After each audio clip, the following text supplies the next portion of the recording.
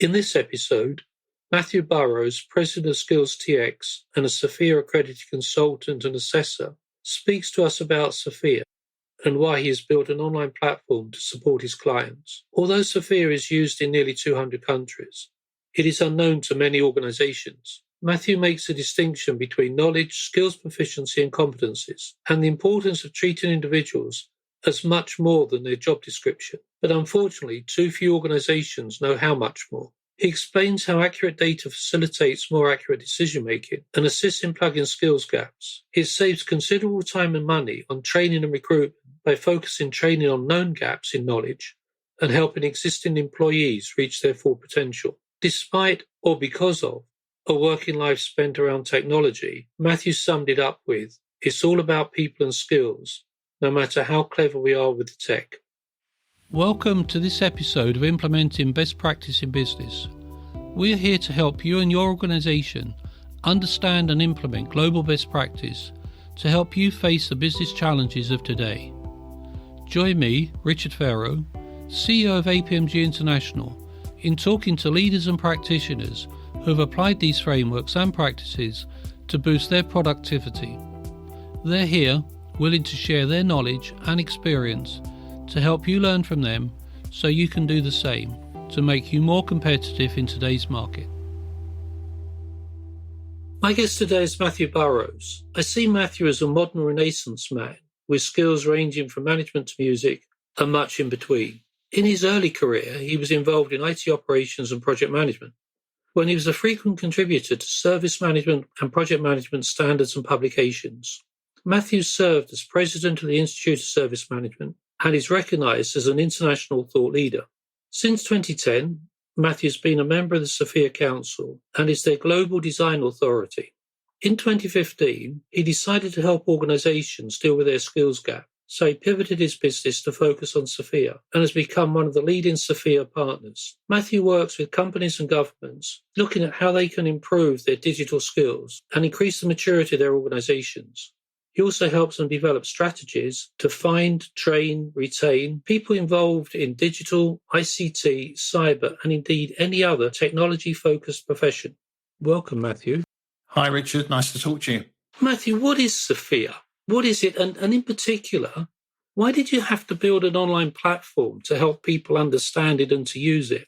Yeah, good question, Richard. Well, I guess let's start with the easy bit. What is SFIA? So SFIA is the skills framework for the information age. It's an internationally adopted set of definitions for skills and competencies, but specifically for the skills that cover digital, IT, cybersecurity, data science, system and software engineering, any technology-related specialism. It's been around for over 20 years, and it's actually used in nearly 200 countries around the world. So it's actually got really good coverage, translated into lots of languages. But it's basically a common language. We need a common language to describe things. You know, if you want me to meet you somewhere, you're going to use the accepted language of place names, you know, the name of the town, the name of the street, the name of the building, so that I understand and I can translate that and find my way. And SFIA is a bit like that, but for skills and competencies. Why did we create a platform for supporting people in using SFIA? Well, skills and competencies are changing much more rapidly than they did a few years ago. And that's both the skills that we have as individuals and also the skills that we need, whether that's for a job, role, project, agile sprint, or even an individual task.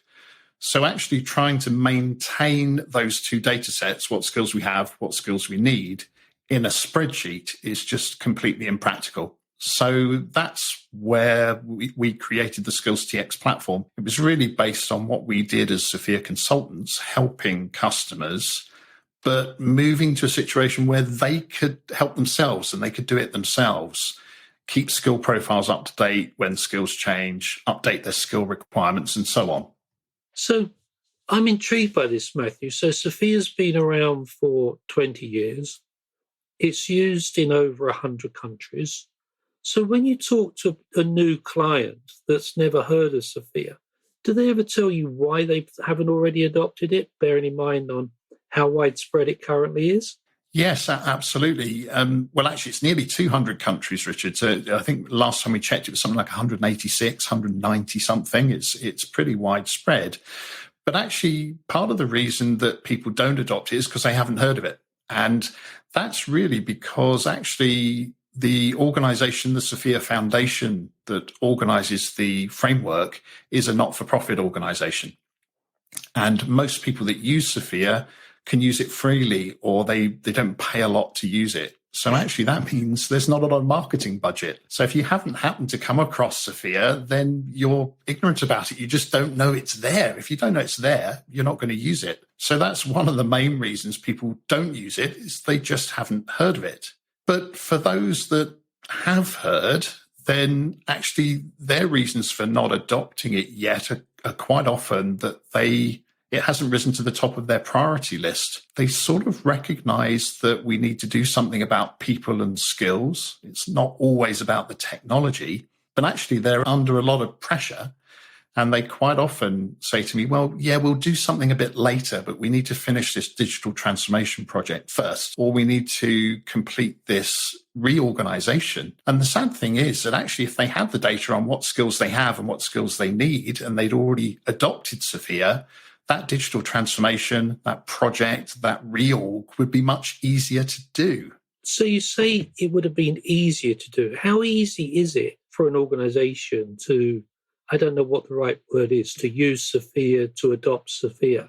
I would imagine that, like a lot of these things, it's quite easy when you read the instructions on the tin, but it's a hell of a lot more difficult when you open the tin and you try to do something.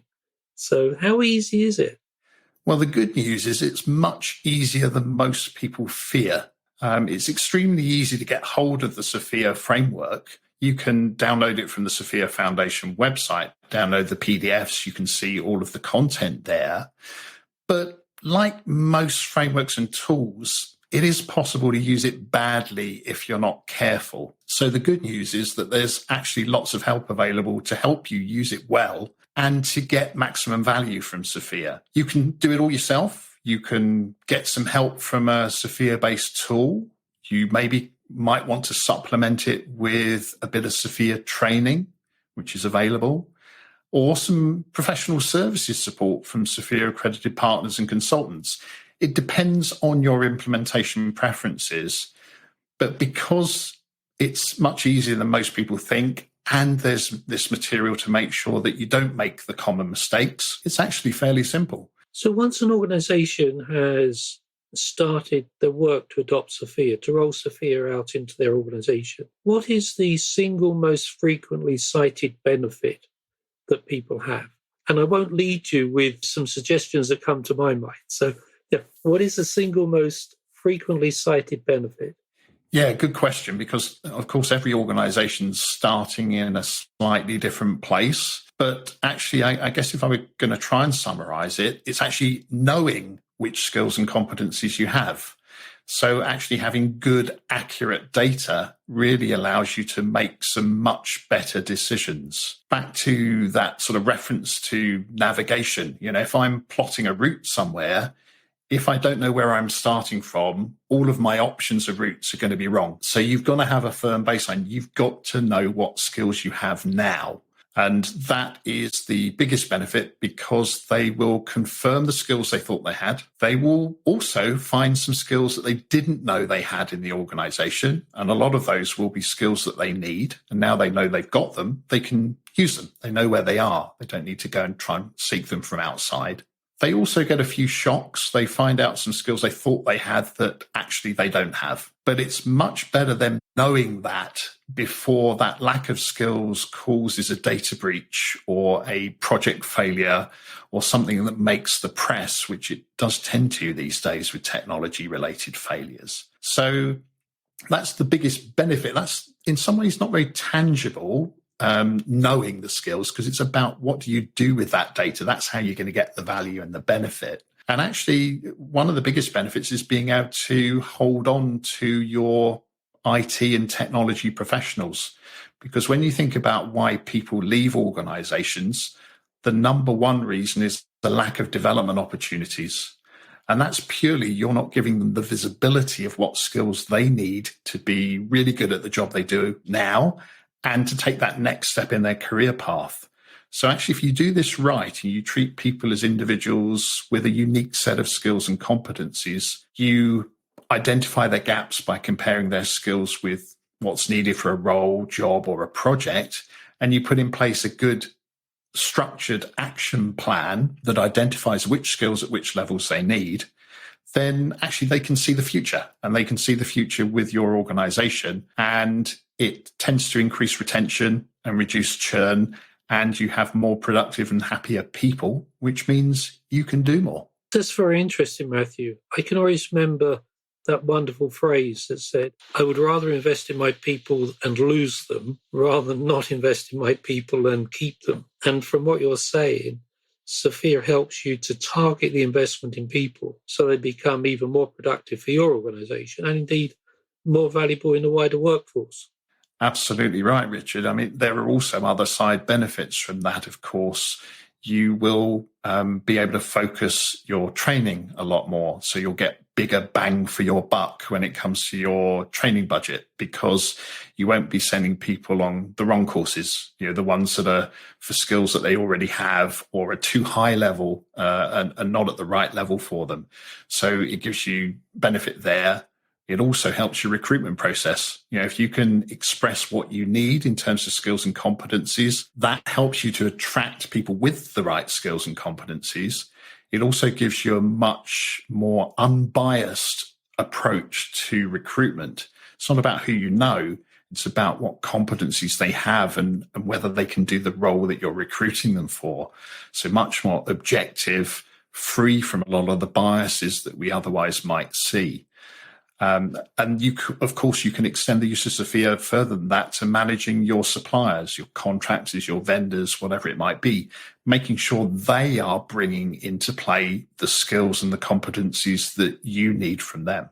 Matthew, you talk about you can get more bang for your bucks. You can actually invest your training budget more appropriately. You can get better value. Have any real clients ever done an ROI on this to say that, since implementing SFIA and using it, we've seen an increased financial value of whatever the right metrics are? Yes, definitely. Some of it's hard figures, some of it's slightly more anecdotal. It does depend on the organization and how they measure it. But I've certainly had organizations say to me, we have saved money on training because in the past we were sending people to the wrong training course. They were coming back from that saying that was a waste of my time. So not only a waste of their time, but a waste of budget, and they could reuse that budget to send somebody on the right training course. So I've seen greater value from training spend, but also in terms of recruitment and churn costs. If you can prevent one person from leaving the organization, then you save a lot in recruitment costs. You also save a lot in bringing them up to full productivity and learning about your organization. So they see real dollar savings, if you like, in that whole recruitment and retention piece. So yeah, there are other measures that they take, employee satisfaction, risk reduction. I've had people directly save a fine from the Information Commissioner because they've actually plugged a skills gap that they found. I recently read a Gallup survey. I'm not a regular reader of Gallup, but this one I did notice where it said, I think 51% of employees are disengaged in the workplace and 13% of employees are actively disengaged, i.e. they are doing harm in the workplace. So is the adoption of SFIA one way to try to address that, to try to encourage more engagement throughout the workforce? Because training opportunities, projects people work on and can be more focused. So does it help organizations deal with that sort of wider social problem within the workforce, particularly when people are working remotely? Yes, I do see that happening with organizations I work with. They are they have employees that they don't quite know how to manage in this sort of new normal or whatever we're calling it this week. It is about being able to focus people. And as I said, you need to know sort of where you are now and where you want to go next for any journey. And your employees are going on that journey as well. And perhaps they need a few options of different routes as well as part of that, because not everyone will suit the same journey. So they've all got slightly different mixes of skills from their past, from their previous roles, from the projects they've worked on, and so on. So if used correctly, SFIA can really help.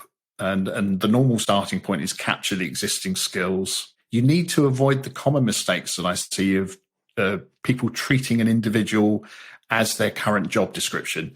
People are so much more than that. We've all got different skills that are not listed on our job descriptions based on what we've done in our past. So take a genuine interest in finding out about your people, not just the subset of skills that are in their current job description. If you then also create a SFIA-based version of the jobs and roles in your organization and make that visible to them in a tool like SkillsTx, they can then be in a little bit of control of their own destiny, because they can compare their skill profile with their current role or any other role that there is in the organization. They can do short, medium, and long-term planning. They can have a much better conversation with their manager when it comes to what their focus should be for development, because they're looking at the skills, they're being more objective about it.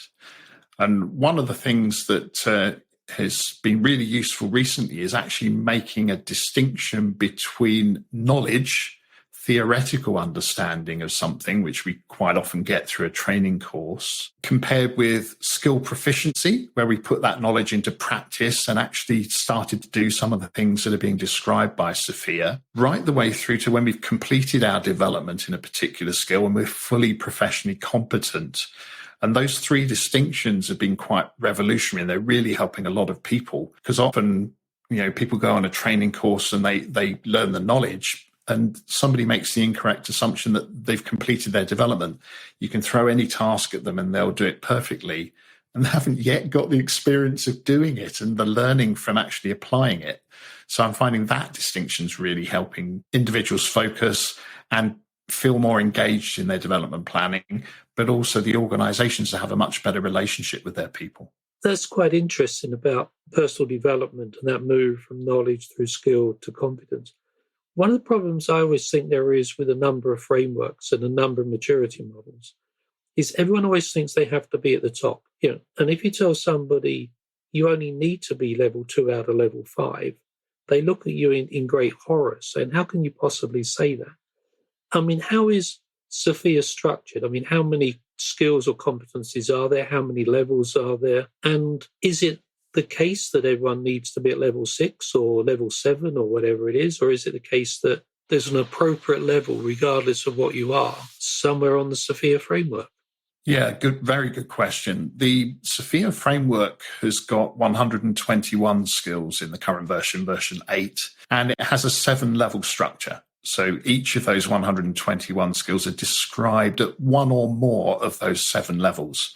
So that actually gives you something like 480 odd different combinations. You don't need everybody to have every skill at every level. That's just ridiculous. If you take an individual skill, and let's pick one, instant management is a good example. That's described at levels 2, 3, 4, and 5. At level 2, you're answering the phone, logging, categorizing, prioritizing an incident.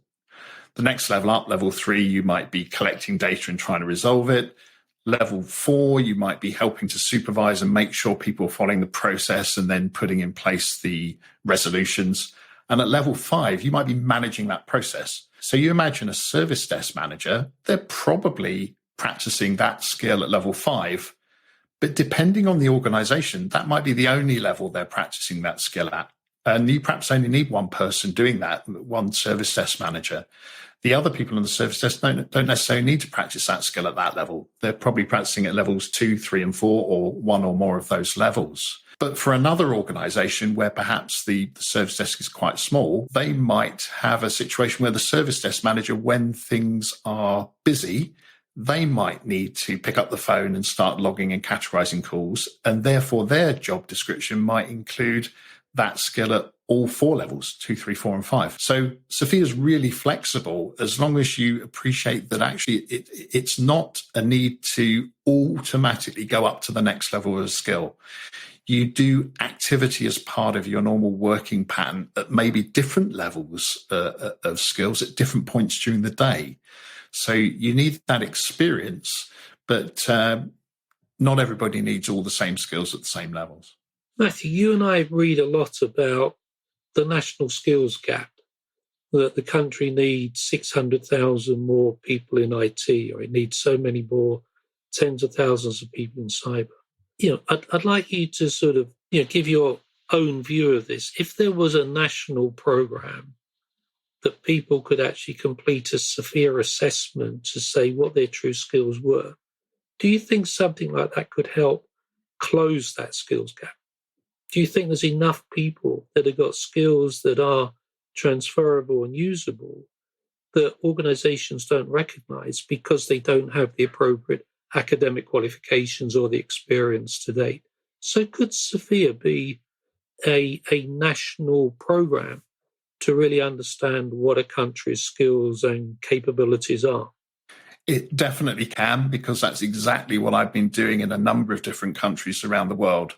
So the key here is that actually, if you want to identify what your strengths are, what your gaps are, what your targets might be, you need that common language to describe it. And unfortunately, job title alone doesn't work. So I did have somebody once say to me that everybody knows what a business analyst is. Well, that's not true, because even in the same organization, you can have 2 people with the same job title, business analyst, but they might do slightly different things.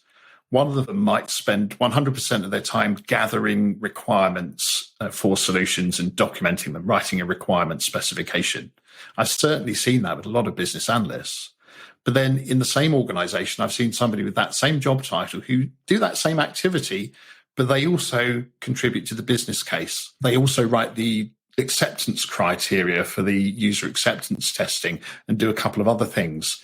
So job title alone is not enough. You have to get down to a level of detail that makes sense, and you have to have a common language for describing that.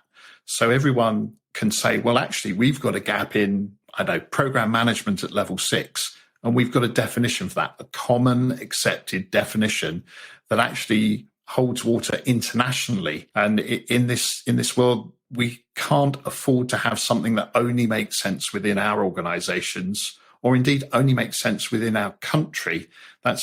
It's very international world, the IT world, and you need to be able to compare yourself with other countries. You maybe need to use something like SFIA even in immigration decisions. That I'm seeing in a number of countries as well. So you can't afford to leave it to chance. You've got to have a firm set of definitions, and then you can do exactly that. You can say, what skills do we already have? Compare that with the frameworks. Which ones are missing? Which ones do we think we need? Which ones are we going to specialize in? And some of the governments I'm working with are actually using that to influence their education programs for which courses, which modules, which skills they're focusing on in the education moving forward in the next 5, 10, 15 years. So definitely, I think it will help, purely because we just need that common language. Otherwise, we will misinterpret and misunderstand what each other's saying, and we'll inadvertently end up heading in different directions. Matthew, it sounds like you have a very interesting time ahead of you, helping organizations deal with these sort of massive challenges on the basis of SFIA. Many thanks for spending the time to talk to me today, and good luck in promoting the message and reskilling the world. Thank you, Richard. It's been a pleasure talking to you. We just got to remember it's all about people and skills, no matter how clever we are with the technology. Thank you for listening. We're always keen to hear your feedback and suggestions for future episodes. You can find all the information in the show notes below. Please visit apmg-international.com to find out more about our accredited training and the certifications that support them that are related to the topics discussed in this series. I hope you've enjoyed today, and I look forward to you joining future episodes while we continue our exploration into best practice and the benefits it brings to global business. Thank you.